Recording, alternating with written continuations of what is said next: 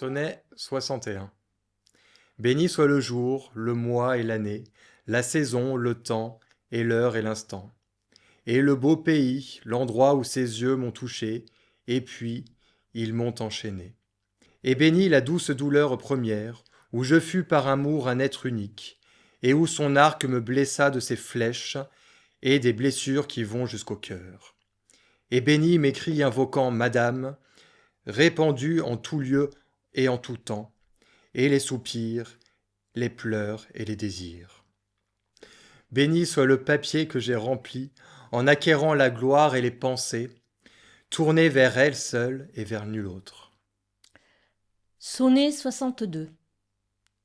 Notre Père qui es aux cieux, après ces jours et nuits passés à rêvasser, un farouche désir au cœur ardent, pour avoir observé ce qui semblait conçu pour mon malheur, éclaire-moi, élève-moi vers une vie plus haute, d'autres projets, pour que mon ennemi m'ait piégé vainement et qu'il enrage.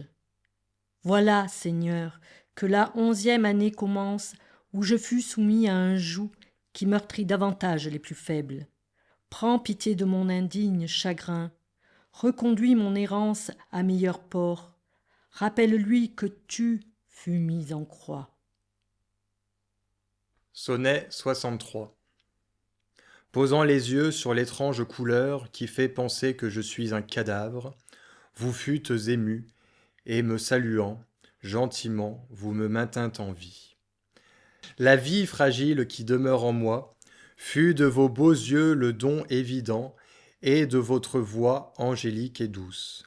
Ils me font savoir où je me retrouve. Car comme on fouette un animal lent, ils ont éveillé mon âme assoupie. Vous avez, madame, en vos mains les clés de mon cœur, et vous m'envoyez ravi. Et je veux prendre la mer calme ou forte, tout ce qui vient de vous m'est trop d'honneur. Sonnet 64. Si vous pouviez du moins quitter mon cœur, me manifestant votre agacement et votre désir d'aller vivre ailleurs, vous détournant de mes plaintes si pures, ou, par une autre manière de fuir, loin de mon sein où, greffées par l'amour, les branches fleurissent, je vous dirai que votre dédain a quelque raison. Car une noble plante en terrain sec n'a pas sa place, et dès qu'elle s'éloigne, elle reprend naturellement vie. Mais puisque votre destin vous retient près de moi, essayez, je vous en prie, de vous montrer un peu moins odieuse. Sonnet 65. Hélas, combien je manquai de prudence le jour où amour est venu frapper, avant de devenir maître de moi, de ma vie qu'il domine tout entière. Je ne pensais pas qu'un cœur endurci sous l'effet de sa lime pût manquer jamais de fermeté et de valeur. Ainsi en va-t-il de qui se croit fort. Désormais, toute défense est trop faible, sinon d'espérer qu'amour soit attentif, un temps soit peu aux prières mortelles. Je ne prie certes pas, car à quoi bon, que mon cœur brûle plus modérément, mais qu'au moins, madame, ait sa part de feu. Sextine 66. L'air empesanti, l'agaçante brume qu'emprisonnent les bies enragées devront tout de même faire pleuvoir. Et déjà les fleuves sont de cristal, et l'herbe des vallons est recouverte d'une armure de givre et de verglas.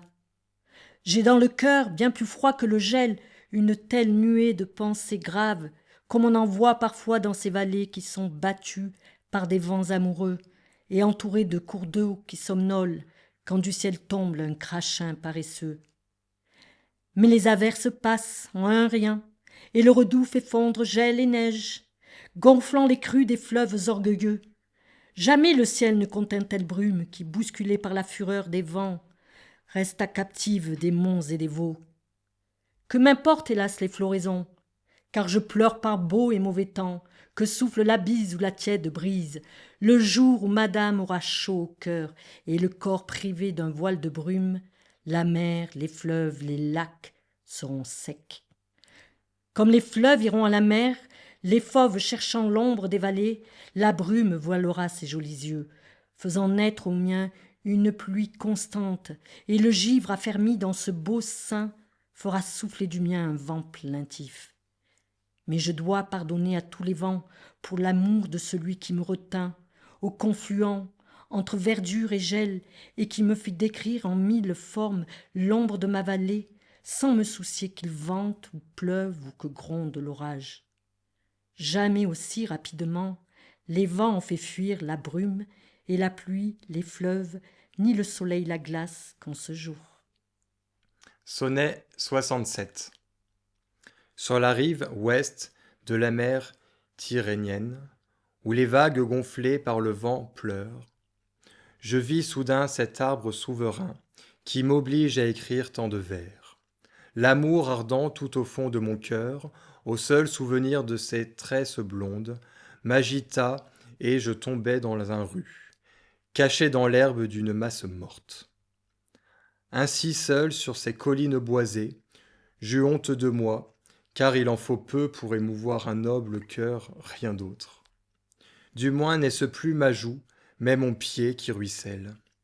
Avril clément aurait-il asséché mes yeux ainsi de leurs larmes? Sonnet 68.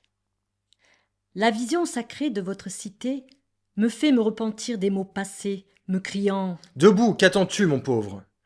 et m'indiquant la voix qui monte au ciel. Mais une autre voix qui rugit en moi me dit S'il t'en souvient, il serait maintenant grand temps de retourner voir Notre-Dame. En écoutant cette voix-là, je suis intérieurement glacé, comme un homme qui apprend une nouvelle atterrante. La première voix chasse la seconde. Laquelle l'emportera? Qui le sait? Elles se sont battues 2 fois plus qu'une. Sonnet 69. Je ne savais que trop que le bon sens, amour et de peu de poids face à toi. Ta stratégie féroce use de tant de pièges, tendus et fausses promesses. Mais récemment encore, à ma surprise, évidemment la chose m'intéresse, et je l'ai remarqué entre les îles d'Elbe et de Giglio et la côte en mer. Et pour te fuir, j'avais pris une voie, luttant contre les vents, le ciel, les vagues, inconnus et conduisant Dieu sait où. Et voici que tes messagers, soudain, me firent comprendre qu'il a bien tort, celui qui combat son sort et s'en cache.